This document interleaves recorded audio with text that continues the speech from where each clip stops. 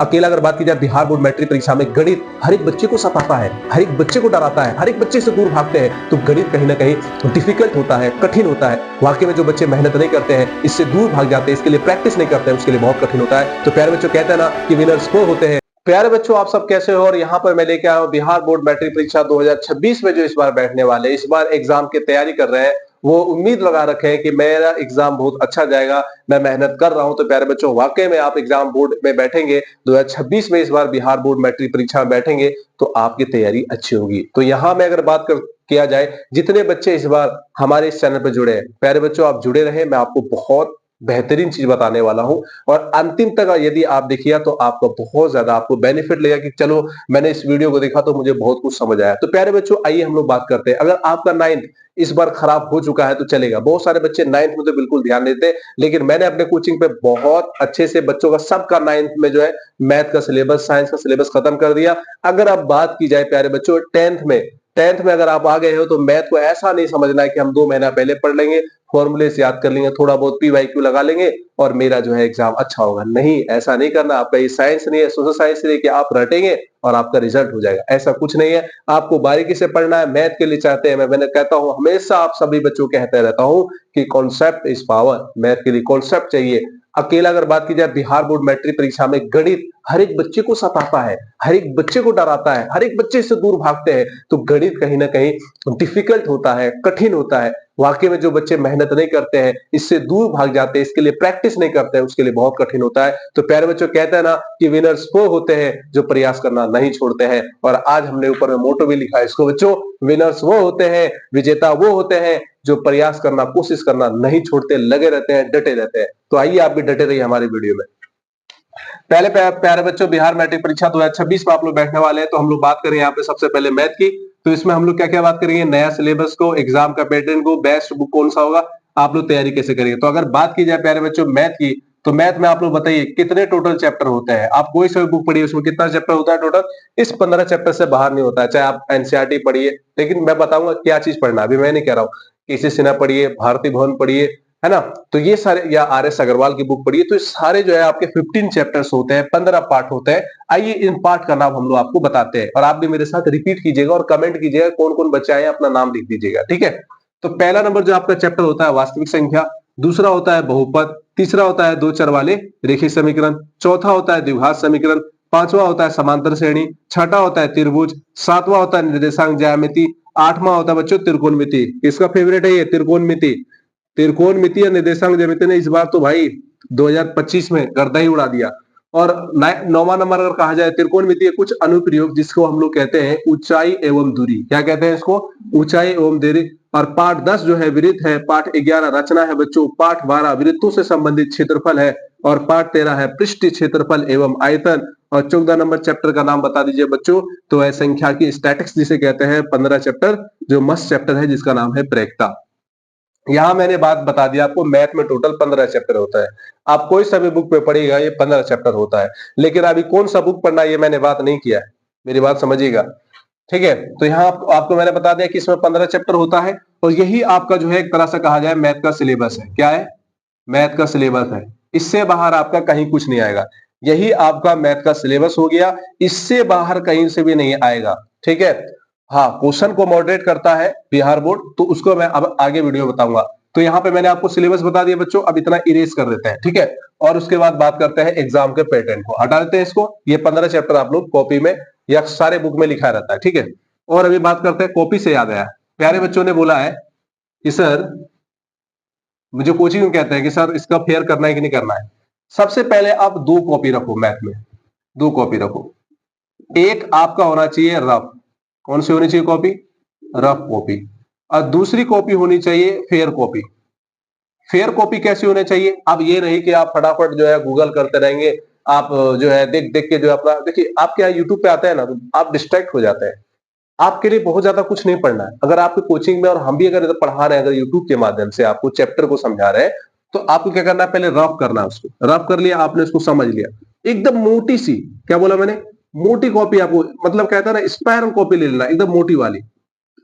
मोटी कॉपी ले लेना है स्पायरल की, एकदम मोटी सी, और उसमें लिखना है। और मैं कहूंगा कि जितना हो सके मोटी वाली कॉपी में रखिएगा ना, तो एक जगह आपका फेयर है। और जब फेयर हो जाएगा फिर आप देखिए दन दनादन आपका फिर मजा भी आएगा, प्रैक्टिस करते रहेंगे। तो रफ में आप जितना प्रैक्टिस करें, जितना आप कोचिंग का रफ लिखे, मेरा यूट्यूब वाला लिखे, लेकिन आप फेयर के लिए एक कॉपी रखें और उसमें अच्छे से, वो भी स्पाइरल कॉपी है, जो भी हो एकदम मोटी सी होनी चाहिए, उसमें आप ओके कर दें। ठीक है, तो कॉपी मैंने बता दिया। अब आइए बात करते हैं हम लोग नेक्स्ट एग्जाम पैटर्न की। मैंने सिलेबस बता दिया कि 15 चैप्टर से बाहर नहीं आता है। एग्जाम पैटर्न आपका क्या रहेगा प्यारे बच्चों, एग्जाम पैटर्न आपका क्या रहेगा? तो मैं बता दूं, आपका 100 मार्क्स का क्वेश्चन आता है। ये 100 मार्क्स का क्वेश्चन आता है और 100 में आपका रहता है 50 ऑब्जेक्टिव्स। ठीक है, इसमें कितना होता है? 100 ऑब्जेक्टिव्स होता है, 100। और फिर 2 नंबरिया होता है आपका, 30 क्वेश्चन होता है। कितना होता है बच्चों? 30 क्वेश्चन होता है। अगर बात की जाए ये 2 मार्क्स वाले, पहले ऐसे लिख देते हैं। यहां आता है आपको क्वेश्चन ऑब्जेक्टिव 2 मार्क्स वाले, और ये होता है आपके 5 मार्क्स वाले। ठीक है, इसे हम लोग शॉर्ट क्वेश्चन भी कहते हैं प्यारे बच्चों, आपके जो एग्जाम में आता है। इसे हम लोग कहते हैं लॉन्ग क्वेश्चन। क्या कहते हैं? Long question. ठीक है, इसे हम लोग कहते हैं शॉर्ट क्वेश्चन, इसे हम लोग कहते हैं लॉन्ग क्वेश्चन। और ये एक नंबरिया ये सब कहते हैं। 100 में आपको इसमें 50 करना पड़ता है। ठीक है, 100 में 50 ही टिक करना आपको, और इसमें आपको 30 में से जो है 30 में से सिर्फ 15 को टच करना पड़ता है। 2 नंबरिया इसे कहते हैं शॉर्ट क्वेश्चन आंसर। ठीक है, और इसमें जो है आपका लॉन्ग क्वेश्चन में कहा जाए, लॉन्ग क्वेश्चन में कहा जाए तो इसमें क्या होता है आपका, इसमें क्या कहता है कि 8 में से आपको बनाना पड़ता है 4 गो। 8 में से कितना बनाता है? 4 गो। ये 5 नंबरिया हो गया, 5 नंबरिया हो गया प्यारे बच्चों। ठीक है, तो ये लघु उत्तरीय प्रश्न और ये दीर्घ उत्तरीय प्रश्न, इसका एक और नाम है लघु उत्तरीय प्रश्न, और ये हो गया आपका दीर्घ उत्तरीय प्रश्न। तो एग्जाम का पैटर्न आपको पता चल गया। 100 मार्क्स का क्वेश्चन होता है, इसका जस्ट डबल दे देता है, मतलब कि 200 मार्क्स का रहता है। और 200 मार्क्स में आपको 100 मार्क्स ही बनाना पड़ता है। जैसे 100 में 50 डबल है, 30 में 15, 8 में 4। तो यहाँ पैटर्न समझ आ गया बच्चों एग्जाम का। अब आइए हम लोग बात करते हैं बुक पर। चलिए देखिए, मिटा देते हैं इसको कि कौन सा बुक लेना है। प्यारे बच्चों, बुक की बात की जाए, सबसे बेहतर मैंने अब तक जो अपने कोचिंग में पढ़ाया वो है एनसीईआरटी। आप कोई भी कंपटीशन की एग्जाम की तैयारी करें, आप एनसीईआरटी से बाहर कुछ नहीं आता।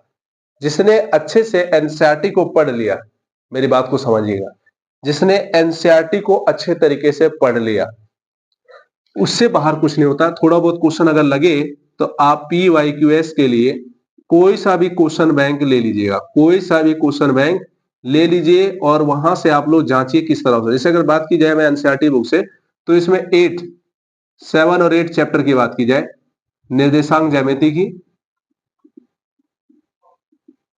और अगर बात की जाए 8वां चैप्टर त्रिकोणमिति की,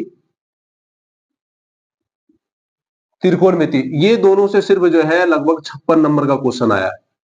56 क्वेश्चन आया था ये दोनों को मिला के, और उसमें आप जानते हैं कि 56 में आधा ही बनाना पड़ता है, लेकिन आप देख सकते हैं आप लोग कि 56 नंबर का क्वेश्चन आया सिर्फ ये दोनों से। इससे सिर्फ इस बार आया था 33 फर्स्ट सेटिंग वाले क्वेश्चन में, देखा ऑब्जेक्टिव वगैरह मिला के सब चीज। तो इतना हेवी क्वेश्चन दे रहा है, तो त्रिकोणमिति कहीं ना कहीं बहुत मस्ट है, बहुत बेहतर है। तो कहीं ना कहीं इसको सबसे पहले कराना जरूरी है। तो हम अपने यूट्यूब चैनल से पहले त्रिकोणमिति को ही पढ़ाएंगे, आप लोग यहाँ समझिएगा। निर्देशांक ज्यामिति को पढ़ाएंगे लेकिन पहले इसी को पढ़ाएंगे, ठीक है, क्योंकि इस पे बच्चा बहुत अच्छा मार्क्स, या आप शुरुआत से भी कर सकते हैं। आप भूलिएगा तो मैं चैप्टर फर्स्ट से भी कर दूंगा, लेकिन हमें देखा जाए तो हमें चैप्टर फर्स्ट से ही पढ़ना चाहिए। इससे क्या होता है ना कि हम अपने जो एक डायरेक्शन में जाते हैं। जैसे पहला चैप्टर से कुछ सीखा तो वो थोड़ा जो है दूसरा चैप्टर में आ गया, इंक्लूड हो गया, तीसरा चैप्टर में, इस तरह करके आगे बढ़ते रहेंगे तो फिर मजा आएगा। लेकिन चलो फोकस करते, मैंने बता दिया कि इस सबसे इतना ज्यादा क्वेश्चन आता है।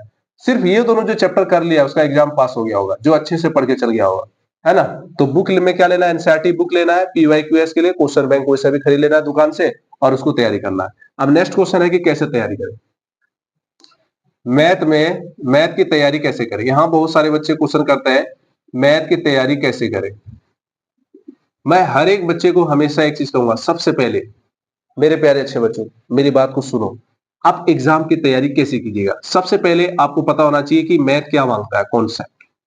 दूसरा क्या मांगता है? Math formula. क्या कहता है? Math formula. तीसरा मैथ को क्या चाहिए बच्चों? कैलकुलेशन। क्या चाहिए? कैलकुलेशन। आप तैयारी कैसे करिएगा? चौथा आपको क्या करना पड़ेगा बच्चों? प्रैक्टिस। क्या करना पड़ेगा? प्रैक्टिस। ठीक है, यदि जो बच्चा, या प्रैक्टिस या रिवीजन लिख दीजिए, मैं रिवीजन लिख दे रहा हूं।